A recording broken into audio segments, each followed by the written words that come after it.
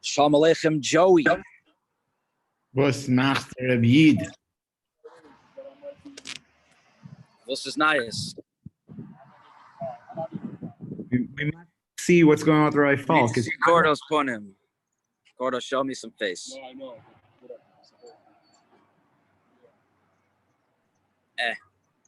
Not impressed. But I'm just letting you know that I might be putting you in another order for those other reps. So, Gordo.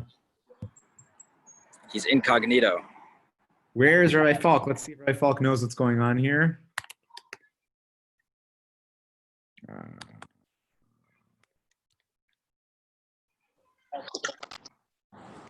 He doesn't have a camera mic on his computer. Fire! There's not fire! Rabbi Joey, Shalom. Oh, Shalom Aleichem, Mr. Fader. Aleichem Shalom. Yes. while I'm I like your background. Have you heard that before? What background? Come visit. We're waiting in the domes. Nice. What floor? Are you on the third floor, or they dropped you down to the basement? Dude, we're just partying out here. COVID times. COVID-19. Say hi to Daniel Sklar. We're on a Zoom share. Ooh, Shalom Aleichem. Shalom. Oh, Heavy hitter crew. I have to say what up? Gordo. How's it going, gents? Shalom Aleichem. I don't like to put it on my phone because I get 1,000 phone calls that keep shutting it off. So I put it on the computer, but I don't have a camera on there. I'm Yes, still sir. living in the olden days. You're in the Alterheim. Exactly. No? You All guys right, look great. so David Fader, you're going to be giving the shir today. Rabbi Falk unexpectedly is going to be delayed. He's You might not have to- delayed. You might have to put on your Lag BaOmer background. Rabbi Falk is preparing. Preparing. The jet fuel is getting lit. Someone should call him. Really, I'm not joking. Someone should call him and make sure he's coming on because I don't know where my phone is. Hold on 1 second. I'm going to post his contact. It's my Hebrew birthday, so everyone should be blessed to have a successful year, a healthy year. Oh, happy We should, birthday. all, we should all see each Bless other me. in Eretz Bless Yisrael me. soon. You're all being blessed, and we should all make a lot of money, be able to give tons and tons, all the hundreds of millions of dollars that we're going to have to give in Maser. We should all give Amen. it to the right Amen. causes. Amazing. And Bezrat Hashem, we should all find the Yeshuos and successes that we all need. Amen. Amen. We should be billionaires in mitzvahs also. Amen. Amen. If everything comes from the Abishter, right? And everything is good, so that every dollar that goes in your pocket and every dollar that goes out of your pocket is the same bracha. So the bracha is that the money that leaves our pocket can only be money that goes to tzedakah and meiser. Amen. To the right causes. Yes, Hashem. Oh, Love Rabbi it. Uncle, look at that. What's up, bro? Love it. I just stepped in. Yeah, as long as it's tax deductible, I'm good. There you go, baby. There you go. That's why I said only for tzedakah and meiser, nothing else. Yeah, absolutely. Yankel, Shalom Aleichem. Shalom. Let's do it. No We Uman got this year, or are we doing it? We're doing it. We'll charter a plane if we have to. Love it. Saying Viter and Shas. Yeah, do what it takes, you know. ABC, always be closing. How you doing, Joe? Mr. Fader, what's with the Minyanim in Queens? Yesh Mashu? Trying. Not so simple. Not simple. I went right? to I did I davened in Farakaway the past two mornings. Yeah. Yeah. You guys have any riots out there or no protests? They're not so hardcore out here. They know all the Bukharians and Georgians are carrying. I heard about the groups that are going out at night. Jewish guys to protect the stores. Shimon, Where- LA's in which hardcore. area? The LA Sherman, you can't mess with them, bro. LA Sherman are nuts. I want to go play baseball, you know? I'm down. LA Sherman walking around with shotguns and God knows what else. They're nuts. Florida's even more hardcore because they can actually carry. Right. Detroit too. Detroit also, yeah. What's up, my brother? Is it Rami? No, Rami Nazarek. Oh. Oh. 1 second. I don't think this is good. Yeah. Avram Okay. Yosef, what's the verdict? You're on the phone with Rabbi Falk? You with that? How you guys doing? Oh, Rabbi. Yeah. Where is Can you close that window? Right. Givaldic, gentlemen, I had a little bit of technical difficulty here, but Baruch Hashem, we got things together, I hope. We Ayin Hara. Okay. Salam Aleichem Rav. Thank you so much. Let's As go. always. Givaldic. Hey, gentlemen, I want to tell you a story. Yeah, you can break my window, no problem. I'm here in Neve. This is the first time we're doing this thing live from Neve. There's a very famous story about this guy with a very, very important meeting in Manhattan. So this guy's got to go down to Manhattan. It's a very, very important meeting. It's going to change his life. So he gets up really early. You know, parking in Manhattan is very, very hard. So he goes there an hour. He's going to get to the office building where he's got to be an hour before the meeting. Great. He gets down there an hour before he starts circling. He can't find a parking place. He's freaking out. He drives around 15 minutes. He's going nuts. So he finally says, you know what? Hashem, you find me a parking place, I will put on tefillin for a whole month. Drives around. No parking places. The guy's going nuts. He's got half an hour left. He goes, Hashem, you help me, please. Find me a parking place. You find me a parking place, I'll put on tefillin for good. Drives around, another 10 minutes. Nothing. Kadosh Baruch Hu. Yeah? Oh, okay. Hold on. Yeah. Oh. He drives around again. Finally, 15 minutes. He says, God, I will put on tefillin for forever and I will keep Shabbos. I promise you, right?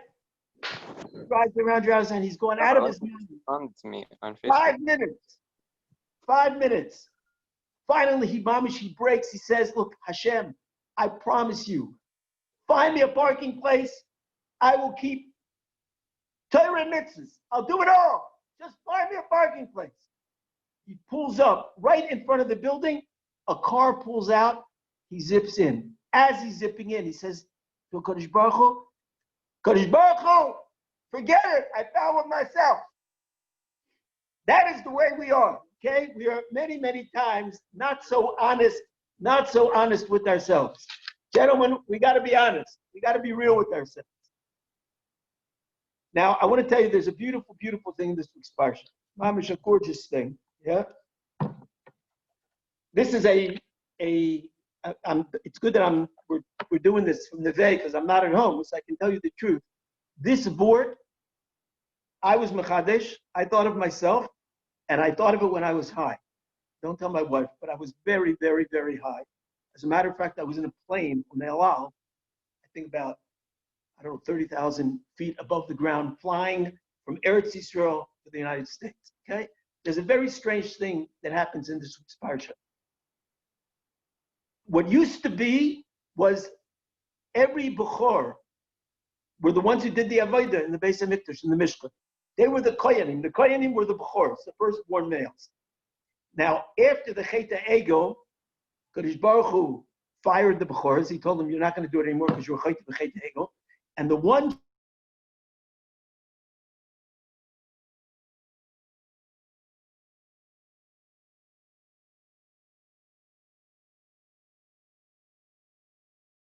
David, all the Levium, they became the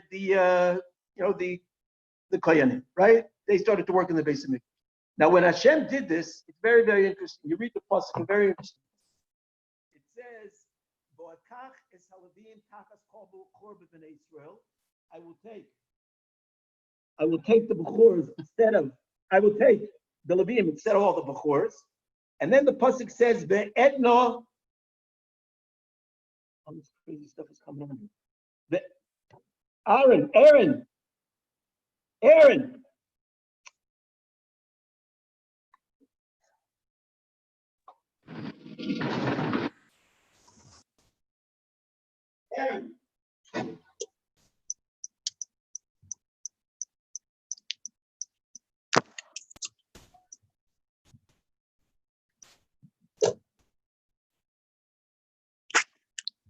Aaron.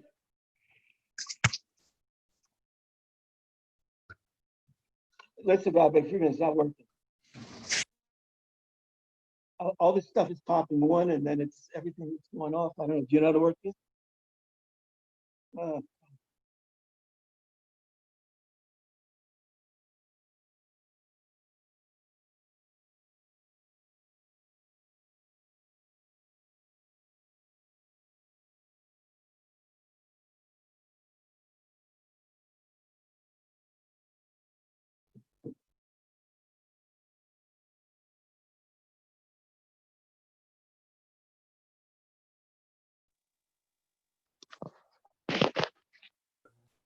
What's that? Yeah, I managed to lost you.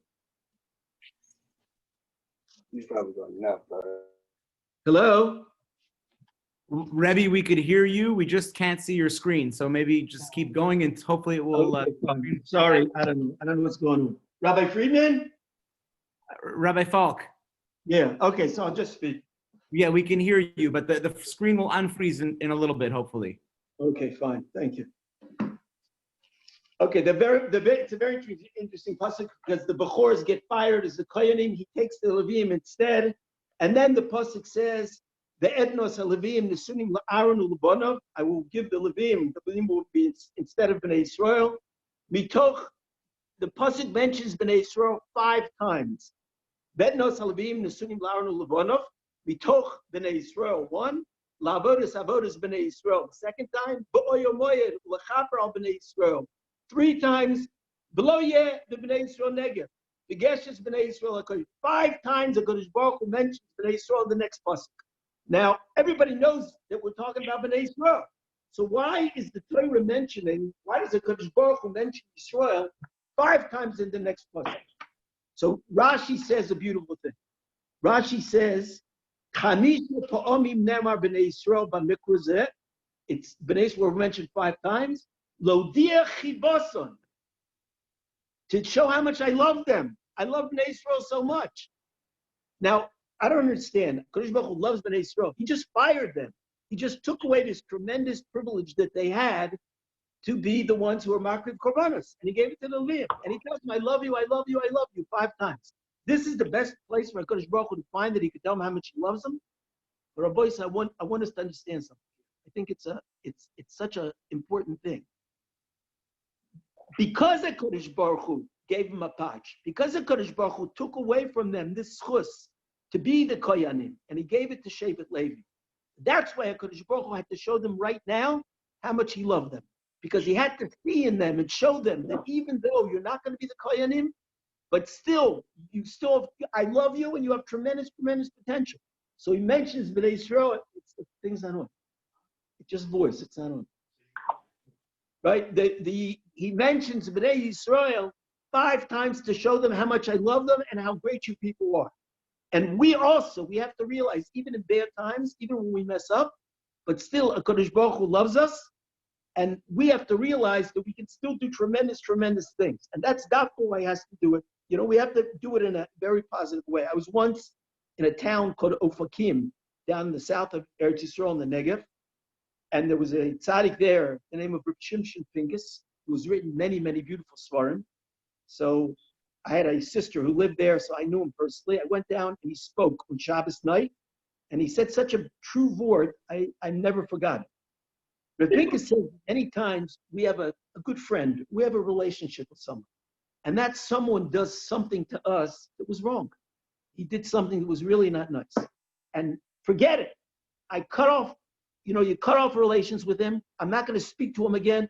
If he could do that, I will never speak to him again. And the truth is, it was really not a nice thing.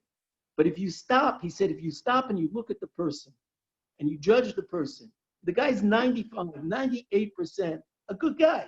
You were friends for years. You were buddies. He did something stupid. He did something wrong. He even tried to apologize. But you're like, never. I will not speak to him. You did that. You're written off my books. And that's wrong.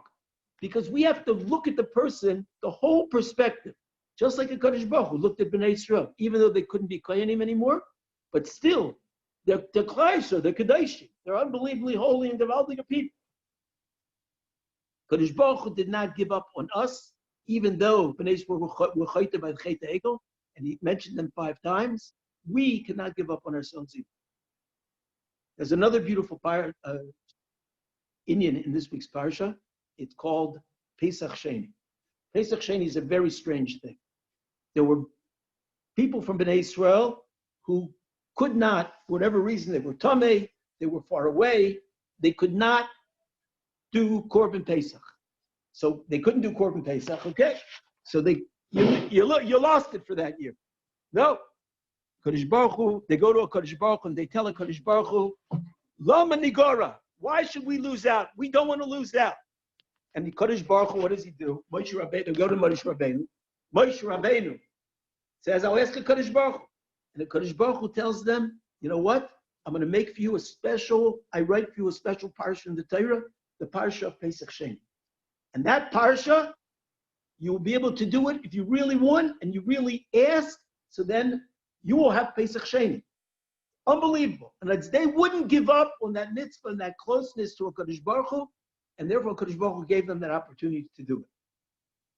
Reb Shimshon Pinkus again says on the Pesach Sheni, he says it's a beautiful, beautiful idea. And it's something that we really have to take to heart. And it's if a person really wants to do something, really wants to connect with the Kadosh Baruch Hu, so Kadosh Baruch Hu will help him connect. And he says it's true at any stage in our lives. People think, I left yeshiva, I'm already 25, I'm 30, I'm 35. I can't, you know what I mean? I missed it. I'm not going to be able to really connect. And he says it's a terrible, terrible mistake. A person at any stage in his life can decide, I want to start doing, I want to start getting close, I want to start learning, I want to start davening better. I want you guys to know my father, you should have a full shleimah. My father is a very, very remarkable guy. My father, most of you guys know, my dad is a rocket scientist. Not only smart like a rocket scientist, but he's a real rocket scientist. That's what he did. He designed missiles. He's a mass murderer. He designed missiles so he was doing it in America for 18 years. He went to Princeton University, got a PhD there in chemistry, and he worked in the combustion chamber of the missiles, where the engine burning of the fuel and the thrust from the missile. He worked for 18 years in the United States in a place called the Applied Physics Laboratory. And then he decided, right after the 6-Day War, he decided, what am I doing this in Israel for? What am I doing it in America for? Let me go to Eretz Yisrael and help the Jews. And we picked up, I was 12 years old, we left our home in Washington, D.C., and we moved to Eretz Yisrael. My father never had a formal Jewish education. He had never learned. He went a little bit to they used to have the Talmud Torah, it was called, where you went for an hour or two, a couple times a week to study some Jewish studies, but right away they left it because it wasn't serious with well. Then they had a tutor that came to his house, but it was a joke. He never, ever learned. He could barely, when he first came to Israel, he could barely read Hebrew. He couldn't speak Hebrew. My father, when my first son was born, decided, he saw the life that we were living. He decided, look, I want to have a relationship with my grandchildren. And my grandchildren are, sitting and learning, and they're going to be in learning Torah. I want to be able to speak to them. I want to be able to learn with them. My father, when he was 56 years old, he was a senior scientist in Israel Aircraft Industries here in Israel. He decided, you know what? I want to start learning. My father first went to a kollel where he lived in Petach Tikva, and he started learning there in the afternoons, like an hour or so, every 2-3 times a week to try to begin to learn. And then he saw, look, this stuff is serious stuff. I can't do this like this. And he decided, he took early retirement, and he decided that he's going to go to a Baal Tshuva yeshiva. He went to yeshiva in Bnei Brak. Then he went to a place called Chappelle's.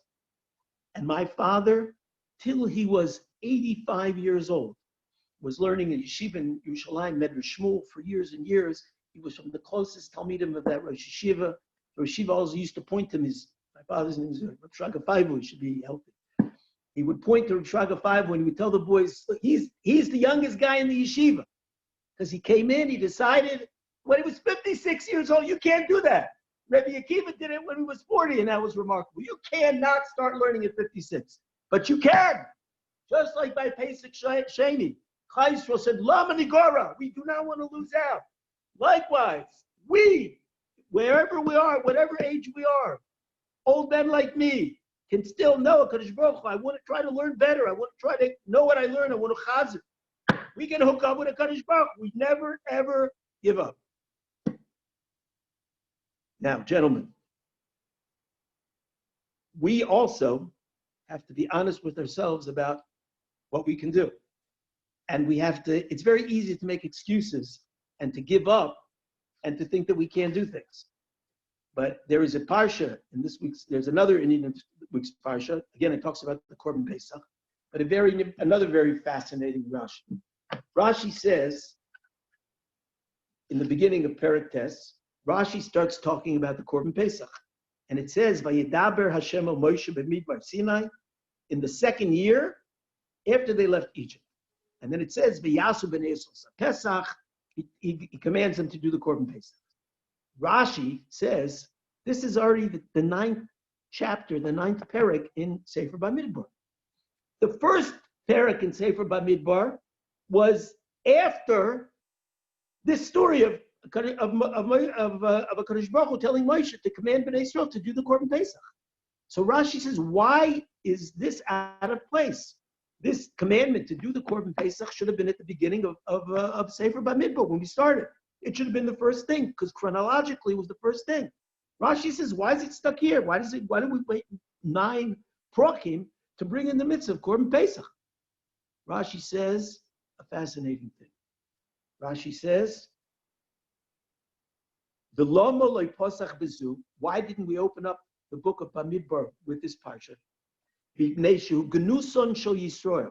Because this is a very derogatory thing about Bnei Yisrael. This is a very, very, very sad thing that happened to Klal Yisrael. Why? Shekol arboim shana shayu Yisrael Bamidbar. Because the whole 40 years the Bnei Yisrael were in the desert, lo ikrivu elo Pesach ze bilvad. They only were makriv Korban Pesach once when they were in the Midbar. This first Korban Pesach was the only time they did the Korban Pesach, right? After they left Mitzrayim, right? Crazy. And they did it in Mitzrayim. They had the Korban Pesach, and then they only did it once. And after this one time, they didn't do the Korban Pesach until they got into Eretz Yisrael. Crazy. It's a terrible thing. Therefore, they didn't want to open up the book with a bad episode. So therefore, they waited till here. Why did Bnei Yisrael not bring the Korban Pesach all the years they were in the Midbar? It's a terrible gnus. It's a terrible thing. So it says, Chazal say, you know why they didn't bring the Korban Pesach? Because they couldn't bring the Korban Pesach. They weren't allowed to. Because they did not do bris milah on all the kids. They were not able to do a milah in the Midbar. Why couldn't they do a milah in the Midbar?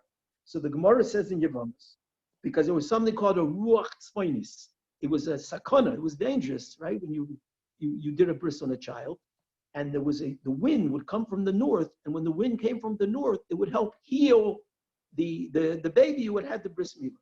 And it says all the time in the Midbar that they were there from this after they did this one Korban Pesach, the ruach tzpoinis did not blow. So therefore, it was a sakana for them to do the bris milah. They couldn't do it. The Gemara says another reason why they didn't do it, because it says al pi Hashem yachanu, al pi Hashem yiso. Whenever Kadosh Baruch Hu came down and said we got to go, right? When they were in the Midbar, they had to go right away. So you needed 3 days for the baby to heal. So if they would have to get up, Kodesh Baruch Hu would say, okay, we're going now. They would have had to have gotten up and left right then before the baby had healed. And that would have been Pikuach Nefesh. So therefore they couldn't do it. So the Mefarshim ask, so then why is this a gnus? If it's Pikuach Nefesh, you're not allowed to do it. They did the right thing. Say the Ber Mayim Chaim and the Re'aim, the commentaries on Rashi, they explain, they say, you're right. There was no Ruach Tzvainis, right? And they were stuck in the Midbar for 40 years. But if they hadn't been chayte in the chayte Hegel, if they hadn't done all the things that they've done wrong, there would have been a Ruach Tzvainis. They have terutzim. We couldn't do it because of that. But if they had screamed and cried Lamani Gora that we want to do it, we want to do it, then a Kadosh Baruch Hu would have arranged that they can do it. When we belong in the shuls of Kadosh Baruch Hu, makes arrangements that we're able to be in the shuls. When we don't belong in the shuls, so then we have all kinds of terutzim. We can't go. We're pater from, we're pater. You can't go to shul. It's a sakana. But if we were roy, then we wouldn't be in the situation. If we really wanted, so then we would not get into a situation where we have these tours. That's the ganus. The Klal Yisrael, if they had wanted, they would have had it. And the same thing, Rabbi Yisai, is true by all of us. If we really want, the Kadosh Baruch Hu will make for us nisim and niflos that we will be able to do all the mitzvahs and to do everything that Kadosh Baruch Hu wants us to do. But we have to want to do it. It says when a person does an aveira, a beshoigeg, he brings a chatas.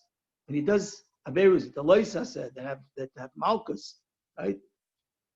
It's a chiyuv kares on it, right? So then you have to bring a korban chatas. Even you did it b'shoigeg, you did it by mistake. Why do you have to bring a korban chatas, a kapara, if it was a mistake? Because if we had been roy and we had really been careful, we wouldn't have made that mistake. We have to try to really want. If we want, Kadosh Baruch Hu will listen and He will give it to us, and we will be able to do unbelievable things. We have to realize, just like a Kadosh Baruch Hu, even when things go wrong, even when Bnei Yisrael lost the privilege to be Koyanim, but Hashem still couldn't stop mentioning their name. Bnei Yisrael, Bnei Yisrael, Bnei Yisrael, Chavivim, I love you. Because the Kadosh Baruch Hu realized even when things are hard, even when things get difficult, even when we mess up, but still from that point on, we can do 100% the right thing, what we should be doing. In our lives, we have to live our lives like that. We have to always realize that there's always a Pesach Sheni for us. There's always that chance to straighten things out and to get back, no matter where we are in life. Doesn't matter how old we are, we can still do it. My dad did it. My dad learned till he was mamish in his late 80s. And he finished Shas 2-3 times. And he said Chaburas in the yeshiva. There was no way in the world that my father could start learning. But if we want to do it, we will do it. Kadosh Baruch Hu should give us the koyach to look at ourselves honestly, to see our koyachos, and to realize how much Kadosh Baruch Hu loves us. And Mitzvah Hashem, we should all be zeiche to grow to unbelievable heights. We will look back at ourselves and go like, whoa, I can't believe it. I can't believe it. I look back where I could have been. I grew up in Washington, D.C. I could have ended up in public school. It's scary. I wanted to go. It was junior high school. It was called Montgomery County Junior High School. It was a public school. I wanted to go to it was called Monkey Hills. That's where I wanted to go. Half of my class in the Hebrew Academy where I went, the guys, they're married to Goyim. I could have chas v'shalom been married. It's scary. Kadosh Baruch Hu, every step of the way, helps us. You show him I want. You open a Pesach, like the size of a hole in a needle. He will break open a massive hall, an opening into a great big hall that we should be able to come in and to connect to a Kadosh Baruch Hu. Now, I'm sorry you couldn't see me. I had a smartphone that I've been using, and for some reason it says I have to upgrade to something else, and I wasn't able to. I ran up to the yeshiva. There's a laptop here. It was in the middle of being used. I couldn't use it. Finally, I got a phone from a bacher. Mitzvah Hashem, I'm going to tell Joey after that I'm going to go on strike unless he gets me like a system that's going to work. So Mitzvah Hashem will be able to see you guys next Wednesday, Mitzvah Hashem, 9:30 on time. Shkoyach. Shkoyach, Rabbi. Thank you. Rebbe. That was awesome. Thanks a lot. Rebbe, very much. while you're there, Rabbi Falk, Yes. while you're there, ask Shane to update the Zoom application for you on the phone. What you have to do? It says on the phone it has to update to 5.0 or something. Yeah. Update the Zoom application and it'll start working again. Oh, yeah? Okay, great. Cool. Very good. Shleich. Get one of the guys in Yeshiva to do it if Rebbe has an issue. Fine. Thank you very much for being here. Guys, thanks, Rebbe. Thank you, Rebbe. Take care. We'll be in touch. See you later, Joe.